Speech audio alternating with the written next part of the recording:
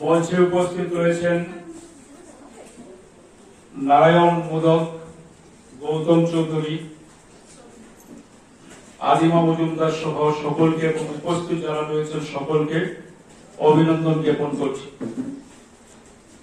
করিমগঞ্জের সঙ্গে একটা আত্মার সম্পর্ক আমার তৈরি হয়েছে সেই 2012 সাল থেকে, আর বাকি সব অনুষ্ঠানে আমি উপস্থিত হয়েছি।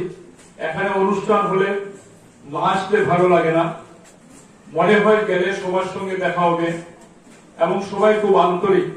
আর নারায়ণদার সঙ্গে একেবারে পারিবারিক সম্পর্ক তৈরি হয়েছে। অনেকদিন থেকেছি বিভিন্ন সময় ওনার বাড়িতে, অসুবিধা পড়লে কথা বলেছি।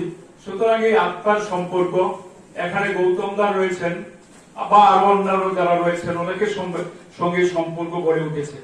এবং আমাদেরও পূর্বপুরুষের জন্মভিটা করিমগঞ্জের খুব কাছাকাছি ছিল। করিমগঞ্জ সাব ডিভিশনেই আমাদের বাড়ি ছিল এক সময় পড়ালেখা, এখন যেটা বাংলাদেশে পড়েছে। সুতরাং সেই দিক থেকেও বোধহয় মনের একটা আলাদা আকর্ষণ রয়েছে। যাই হোক, আমি এখানে না এলে আমার ভালো লাগে না, আসি, এলে আনন্দ পাই এবং আন্তরিকতার ছোঁয়া পাই। এটা সবসময় আমি মনে রাখি এবং বন্ধু বান্ধব সহ সকলকে নিয়ে আসার চেষ্টা করি। যাই হোক, আমাদের খুব তাড়াতাড়ি যেতে হবে। আমরা শুরু করেছিলাম আজকে যাত্রা মোটর সাইকেল নিয়ে, কিন্তু সৌভাগ্যই বলা চলে ধর্মনগরে শুরুতেই মোটর সাইকেল ডিস্টার্ব করেছে, যার জন্য আমরা বাসে এসেছি। যদি সাইকেল নিয়ে আসতাম তাহলে আজকে যাওয়াটাই মুশকিল হয়ে দাঁড়াতো।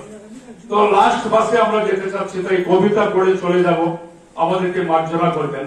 আমি একটা ছোট্ট কবিতা পড়ছি। কবিতাটি আমি আসলে কবিতা পড়ার জন্য প্রস্তুতি নিয়েও আসিনি। তো নারায়ণদা তারপর আরো অনেকে বলছিল যে না পড়তে হবে। তো আমার একটা বহুল প্রচলিত কবিতা বিভিন্ন পত্রিকায় বেরিয়েছে, আমি এটাই পড়ছি। ছোট্ট কবিতা, পথ। কবিতার নাম পথ।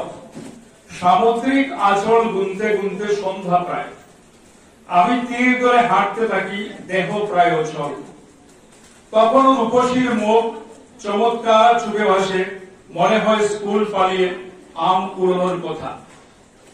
প্রেম প্রেম খেলতে খেলতে গোলাকার চাঁদ কেমন করে অন্ধকার তাড়ায়, তবু আমি লেপতে যাই ঘোলাটে চোখে পৃথিবীর বর্ণময় ছবি। পুত্র কন্যা স্বাদের প্রসাদ সব আগে আমার প্রিয়তমা। মধ্যবর্তী বিষণ্ণতায় মগ্ন, পানশি দাঁড়িয়ে আছে নিরালায়, আমি এখন একাকী।